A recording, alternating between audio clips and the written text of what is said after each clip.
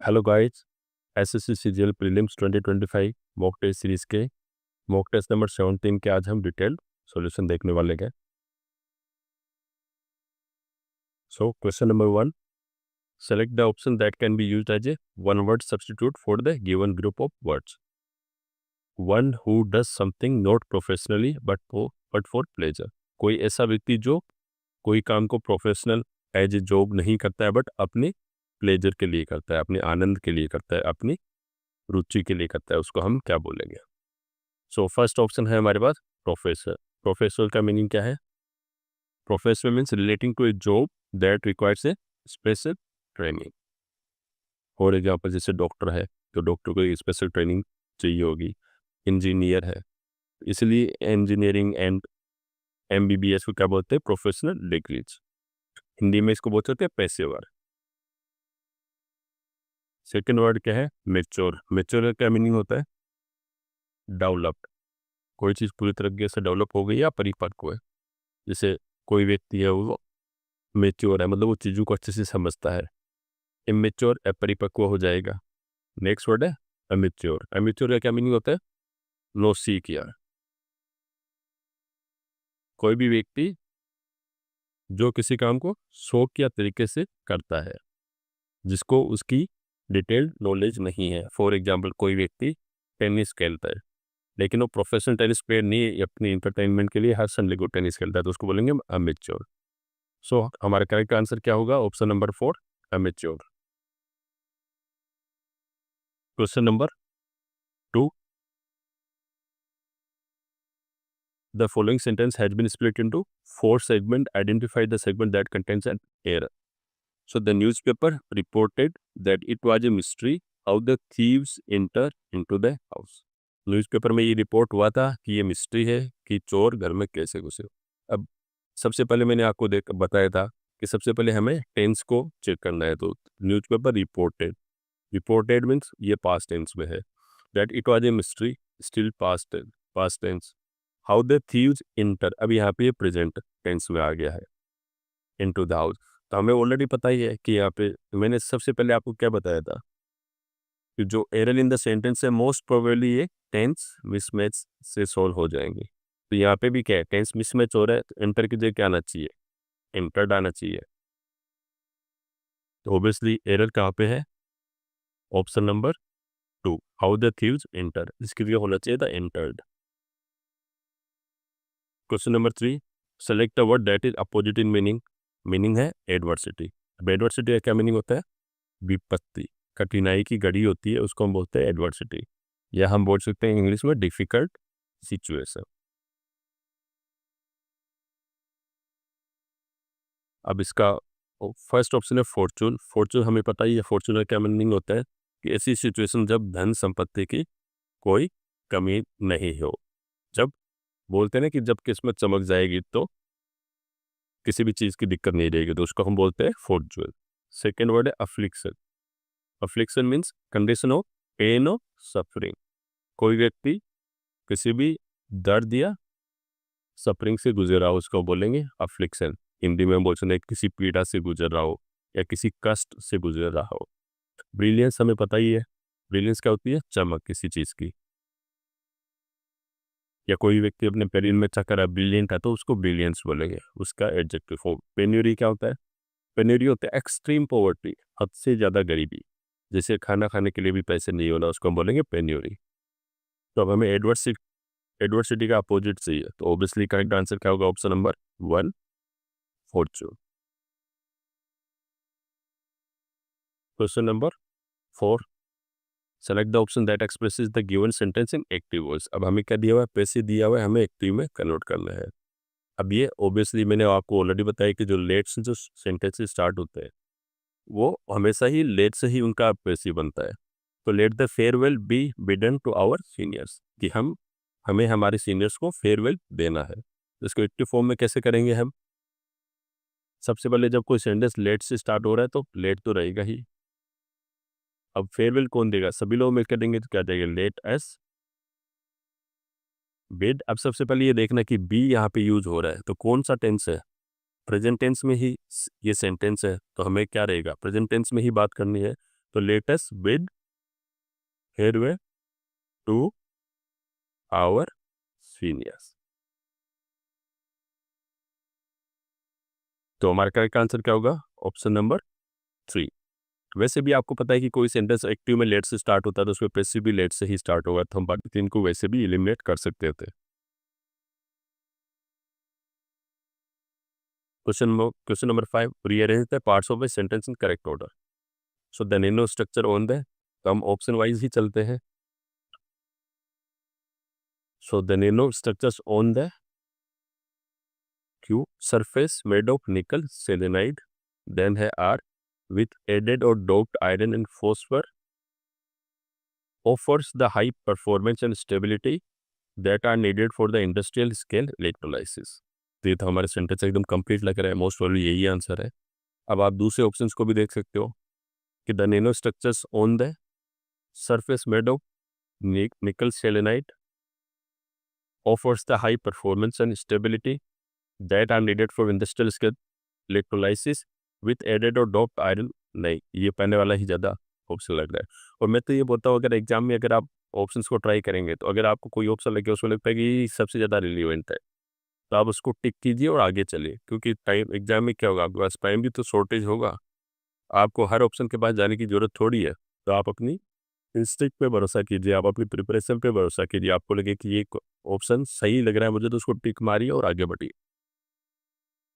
Question number 6, error कौन से part में हमें ये पता करना है? Amla juice is rich with vitamin C. अब ये तो हमें पता है कि रिच के साथ में क्या वर्ड आता है कि रिच इन विटामिन सी आना चाहिए, रिच विथ, तो ये करेक्ट यूज है विथ का, विथ यहाँ पे नहीं आएगा। तो करेक्ट आंसर क्या होना चाहिए? ऑप्शन नंबर 4, विथ की जगह क्या आना चाहिए? इन। जो आंवला जूस होता है उसमें विटामिन सी काफ़ी होता है। अब ये फ्रेंड्स आपको कैसे पता चलेगा? 2 तरीके हैं, आप तो इनको अच्छे से लर्न कीजिए, और मैं तो बोलूँगा इसको लर्न करने की जरूरत नहीं है, आप जो अपनी रीडिंग की हैबिट है उसमें न्यूज़पेपर के आर्टिकल्स पढ़िए, इंग्लिश नॉवेल्स पढ़िए, तो आपको धीरे-धीरे अपने को पढ़ने से ही आइडिया लग जाएगा कि कौन सा है इसके अंदर, कौन सा होना चाहिए। Question number 7, select the incorrectly spelled word. First word क्या है? Symmetry, CEME। तो ये तो सही स्पेलिंग है। सिमेट्री क्या होता है? जहाँ पे क्रिश्चियंस लोगों की डेड बॉडी को दफनाया जाता है। लेकिन सेकंड एकोमोडेट, एकोमोडेट में हमेशा मैं ऑलरेडी पहले भी कहा सकूँ कि डबल सी आता है और डबल एम आता है, तो ये भी सही स्पेलिंग है। इंट्रूडर, जो इंट्रूड करता है, तो इंट्रूडर भी सही स्पेलिंग है। नेसेसरी में क्या रहेगा? हमेशा ही फर्स्ट जो सी आता है वो सिंगल सी होता है और एस डबल होता है, तो correct answer is for necessary.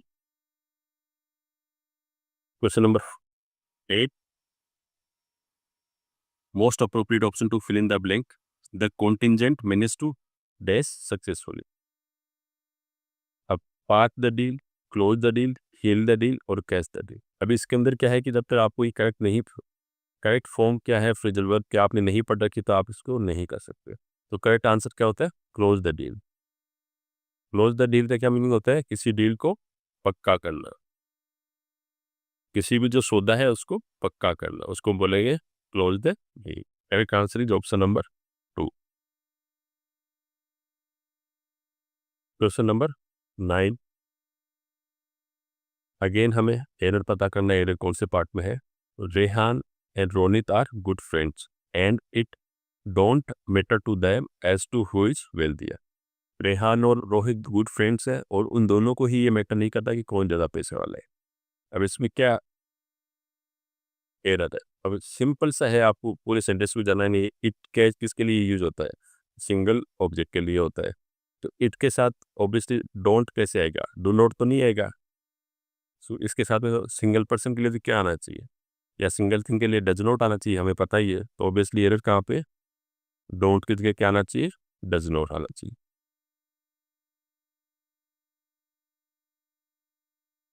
Question number 10, idiom skeleton in the cupboard. इसका क्या मीनिंग है कि आपके पास अलमीरा है, अलमीरा में आपने किसी का कंकाल छुपा रखा है। इसका क्या मतलब है कि आपने किसी की डेथ कर दी हो, या फिर आपने, मतलब इसका अगर इसको मैं ये आपको लर्न करने का तरीका बता रहा हूँ, वो आपने छुपा रखा है, लेकिन आप उसको इसके बारे में किसी को पता नहीं चलना देना चाहते। तो इसका क्या मतलब होता है? An embarrassing fact to be kept secret. हर किसी के लाइफ में कोई ना कोई ऐसे फैक्ट होते हैं जिससे उनको शर्मिंदगी महसूस होती है, तो उनको छुपा के रखना चाहते हैं, तो उसको बोलते हैं स्केलेटन इन द कपबोर्ड।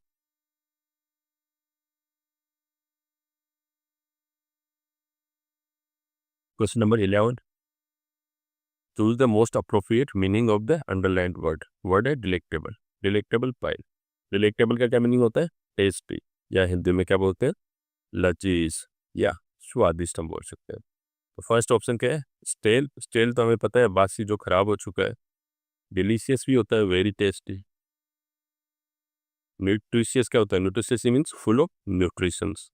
तो ये न्यूट्रिशियस डाइट होती है, वो जरूरी नहीं हमेशा टेस्टी हो। जैसे स्प्राउट्स होते हैं वो टेस्टी नहीं होते, बट फुल ऑफ न्यूट्रिशंस होते हैं। रोटन मीन्स जो खराब हो गया है। स्टेल हम किसके लिए यूज करते हैं? ब्रेड के लिए यूज करते हैं, रोटी के लिए यूज करते हैं। रोटन किसके लिए यूज करते हैं? फ्रूट्स के लिए हम यूज करेंगे कि फ्रूट्स व रोटन, और हम वेजिटेबल्स के लिए यूज करेंगे। तो ऑब्वियसली हमारा करेक्ट आंसर क्या होगा? Option number 2, delicious. Question number 12, again हमें इडियम का मीनिंग पता करना है। Fly into a passion. तो इसका करेक्ट आंसर क्या होगा? फ्लाई इनटू पैशन का करेक्ट आंसर होता है टू सडनली बिकम एंग्री और बिकम फ्यूरियस। अचानक से गुस्सा हो जाना।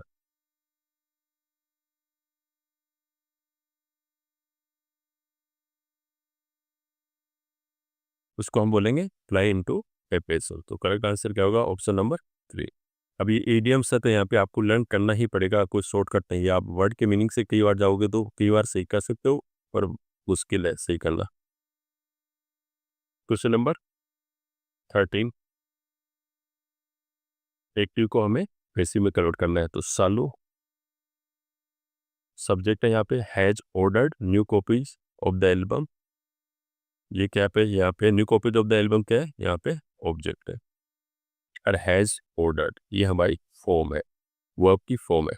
तो क्या होगा? सबसे पहले ऑब्जेक्ट को पहले ले लीजिए, new copies of the album. अब हैज है, तो हैज के बाद में क्या आएगा? बीन आना चाहिए, बट अभी सिंस सब्जेक्ट आ चुका, तो न्यू कॉपीज प्लूरल है, तो हैज किस में कन्वर्ट हो जाएगा? हैव में। हैव बीन वर्ब की थर्ड फॉर्म ऑर्डर्ड बाय सालो।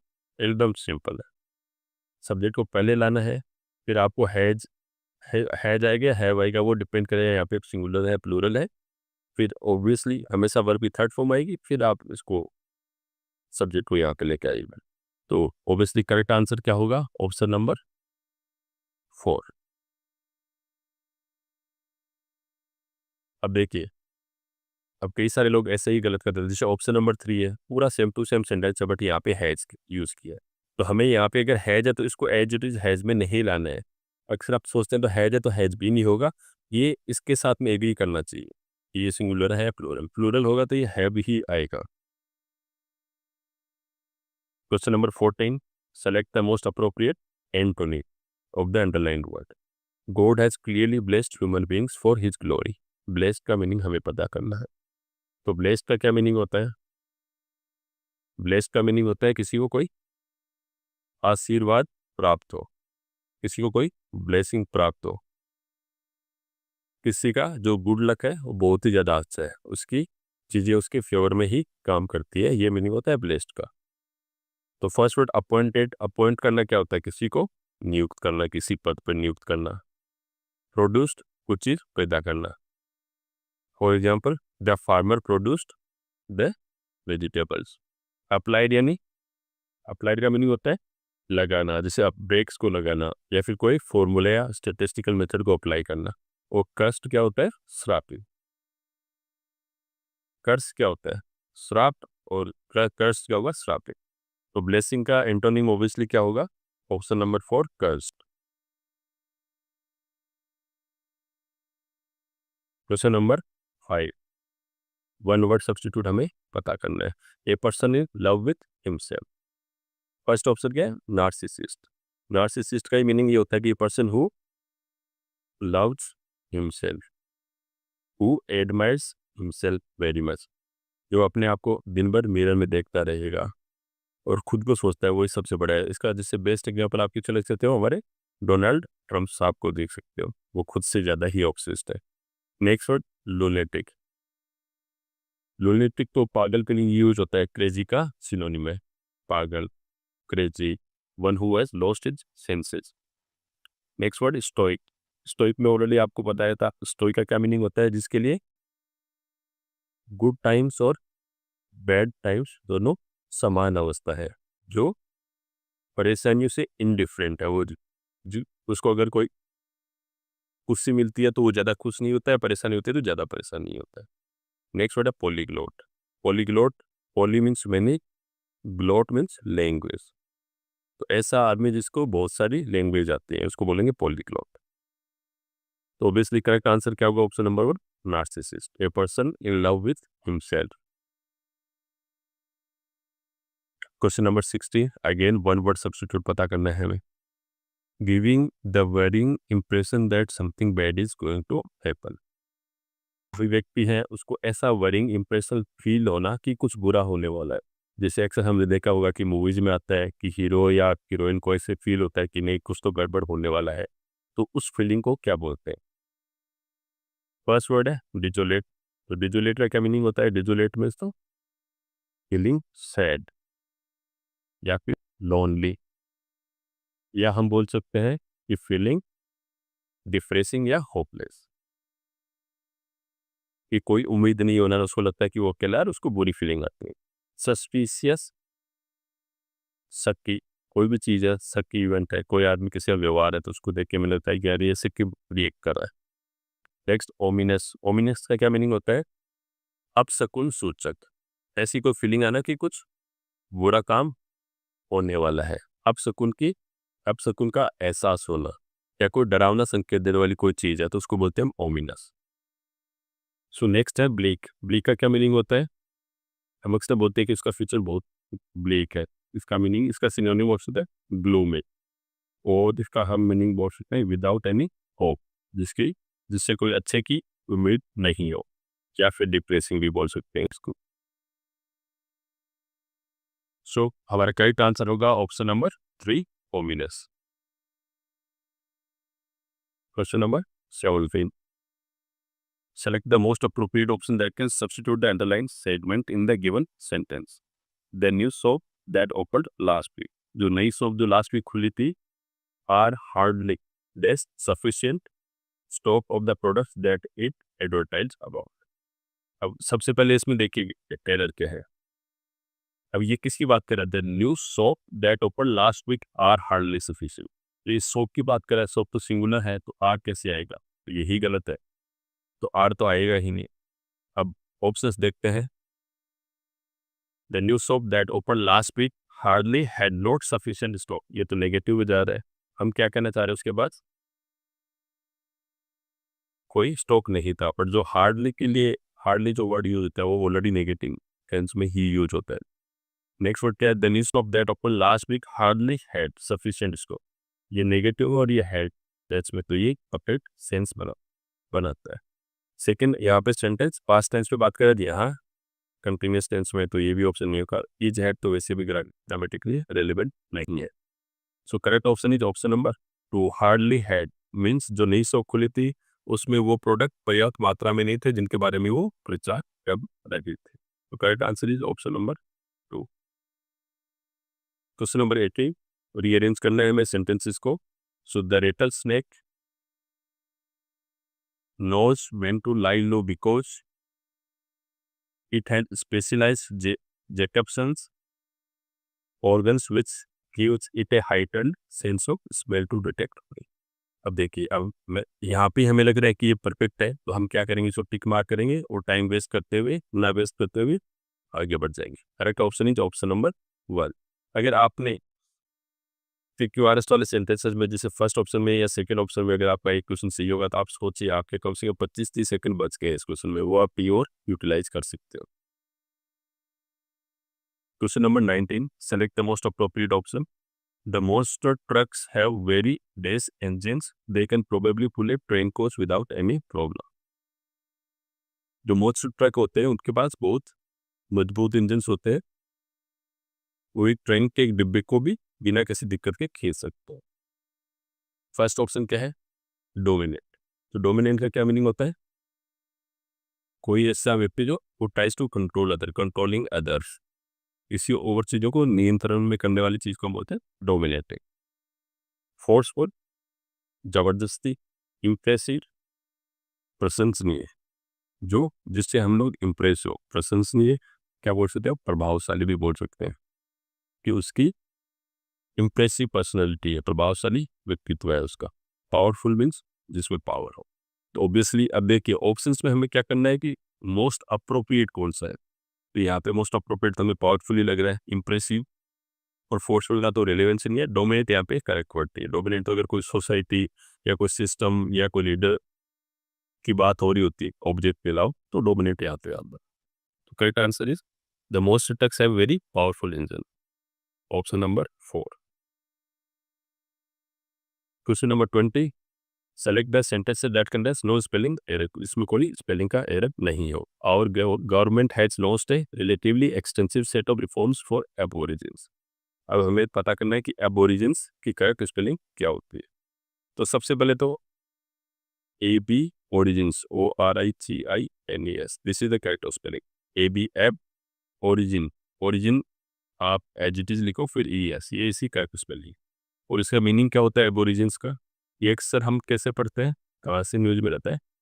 अक्सर हम ऑस्ट्रेलियन अबोरिजिन्स के बारे में स्टडी करते हैं। ऑस्ट्रेलियन अबोरिजिन्स मीन्स वहाँ के जो प्राचीनतम लोग हैं, वहाँ के जो आदिवासी हैं, उसको हम एबोरिजिन्स बोलते हैं। एबोरिजिन्स का क्या मीनिंग होता है? किसी भी जगह की मूल निवासी कौन से लोग थे उनको हम बोलते हैं ओरिजिन्स, अबोरिक। ऑस्ट्रेलिया में जो आजकल जो लोग रह रहे हैं वो बाहर से सेटल हुए हुए हैं, तो वहाँ के जो पुराने जो ट्राइब्स हैं उनको हम बोलते हैं aborigines. So correct answer is option number 2, aborigines. Question number 21, passage in the, हमें क्या करना है? ब्लैंक नंबर 1 को फिल करना है। So the Romans had developed taste for the chariot racing. Period हमें पता ही होता है, हॉर्स के पीछे जो कार्ड लगी रहती है उसको हॉर्स खींचता है पुराने टाइम में। वो युद्ध में भी काम आती थी, चीज़ों को मूवमेंट के लिए, गुड्स को मूवमेंट के लिए भी काम आती थी। So Romans had developed a taste. First तो है टेस्ट। टेस्ट का क्या मीनिंग है यहाँ पे? लाइकिंग और प्रेफरेंस फॉर समथिंग। और हम इसको हिंदी में बोल सकते हैं किसी चीज़ के लिए रुचि डेवलप हो जाना, रुचि किसी में रुचि होना या पसंद होना, उसको बोलते हैं टेस्ट। स्पूलफुल मतलब केक का क्वांटिटी, पूरी एक स्पूल बढ़ सके। टॉप यानी बोन, माउथफुल क्या होता है? जो माउथ में जितनी क्वांटिटी आ सकता है। तो ऑब्वियसली यहाँ पे ये 3 वर्ड्स तो वही आता है, ऐसे ऑप्शन तो हो ही नहीं सकते। तो हमें पता है ये क्या का आंसर क्या होगा, option number 1। So Roman had developed a taste for chariot racing. Roman लोग थे पौराणिक समय में, उन्होंने जो हॉर्स कार्ट थी जिसको चैरियट बोलते थे, उसकी रेसिंग के लिए उनकी प्रेफरेंस डेवलप हो गई, उनका वो पसंद करने लगे। Blank number 2, the days of the game are so excited that sometimes. First है कैंपेनर। तो कैंपेनर्स क्या होता है? जो किसी चीज़ के लिए कैंपेन करते हैं। जब फॉर एग्जांपल इलेक्शन में कैंपेनर्स होते हैं जो उसके लिए प्रचार करते हैं, प्रचार करने वाले। रिफॉर्मर्स, रिफॉर्म करने वाले। सुधार करने वाले, रिफॉर्म क्या होता है? किसी चीज़ में सुधार करना, रिफॉर्मर सुधार करने वाला। चैंपियंस कौन होता है? चैंपियंस किसी भी टूर्नामेंट में चैंपियन कौन होता है? जो विनर होता है, जो उसका विजेता होता है। और सपोर्टर्स मतलब जो उस गेम को सपोर्ट करते हैं, खेलते हैं, किसी टीम को सपोर्ट करते हैं। तो ऑब्वियसली अब यहाँ सबसे रिलेवेंट ऑप्शन क्या है? The days of the game are so excited that sometimes. तो कौन? रिफॉर्मर्स, सुधार करने वाले, या चैंपियंस तो एक्साइटेड होंगे नहीं, कैंपेनर्स भी होंगे नहीं, तो मोस्ट अप्रोप्रिएट है सपोर्टर्स, जो उसके जो दर्शक हैं उस स्पोर्ट्स कार्ड को, रेसिंग को जो प्रमोट देखना चाहते हैं, उसको बढ़ावा देने वाले लोग हैं। वो कई बार इतने एक्साइटेड हो जाते हैं दैट इट में, ब्लैंक नंबर 3, दैट इट में dash into chaos, confusion and riots. जो इस गेम को सपोर्ट करने वाले हैं वो इस हॉर्स कार्ट रेसिंग के लिए, चैरियट रेसिंग के लिए इतने एक्साइटेड हो जाते हैं कि जो खुशी वाला माहौल है वो कई बार केओस, कंफ्यूजन और राइट्स में बदल जाता है, लोगों में कंफ्यूजन होता है, दंगे जैसी हालत हो जाती है। तो फर्स्ट ऑप्शन क्या है? अडेप्ट। अडेप्ट क्या होता है? किसी चीज को अपने अनुकूल बनाना। जैसे ऑर्गेनिजम्स नए इन्वायरमेंट में अपने आप को ढाल लेते हैं, तो ढालना भी बोल सकते हैं, फिर अपने अनुकूल बनाना। नेक्स्ट वर्ड रीसेप, उसका शेप चेंज करना। थर्ड वर्ड है ट्रांसफिगर। ट्रांसफिगर भी क्या है? किसी चीज का रूप बदलना। To transform the appearance of something.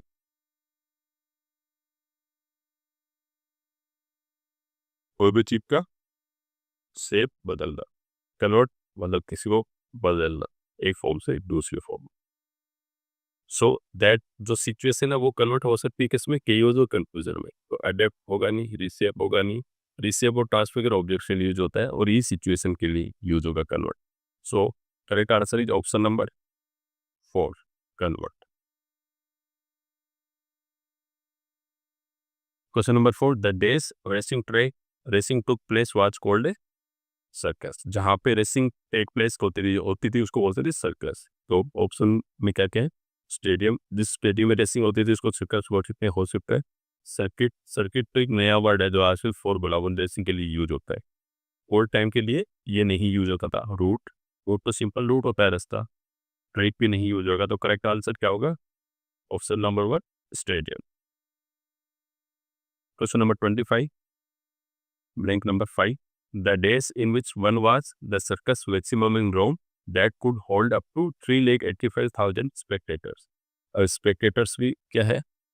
दर्शक के लिए दूसरा वर्ड है, व्यूअर्स के लिए दूसरा word. Which shows popularity of the sport. जो ये बोल रहा है कि जितने भी जो सर्कस बोलते हैं, तो ऐसे कई सर्कस में सबसे एक था सर्कस मैक्सिमस, और उसके अंदर 3,85,000 लोगों के बैठने की जगह थी। उससे हमें पता चलता है कि ये सीरियल ट्रेसिंग कितनी पॉपुलर थी। तो सबसे ऑप्शन क्या होगा? The larger in which, highest in which, largest in which और हाइयर इन विच। तो हाइयर और लार्जर तो आएगा नहीं। हाईएस्ट क्या होता है? सबसे ऊंचे की बात ही नहीं हो रही, सबसे बड़े की बात हो रही है। तो करेक्ट ऑप्शन क्या होगा? Largest. The largest of which was, यहाँ पे वन नहीं आना चाहिए, गलती से टाइपिंग मिस्टेक है। The largest in which was the circus maximum in Rome. जितने जो सर्कस में सबसे बड़ा मैक्सिमम नाम का सर्कस था, मैक्सिमस नाम का सर्कस था रोम में, जिसमें 3,85,000 लोग बैठ सकते। तो फ्रेंड्स ये थे आज वाले सॉल्यूशन। अगर इसकी पीडीएफ या आपको और भी कोई हेल्प चाहिए तो इस टेलीग्राम चैनल पे आप इसको सब्सक्राइब कीजिए। क्वेश्चन पेपर्स भी इसी पे अपलोड होते हैं, उनको आप सॉल्व कर सकते हैं। और अगर कंटेंट अच्छा लगा तो कंटेंट को सब्सक्राइब कीजिए, लाइक कीजिए, बेल आइकन प्रेस करो ताकि किसी भी कंटेंट को आप मिस ना करें, और इसको अपने फ्रेंड्स के साथ ज़रूर शेयर कीजिए। Thank you.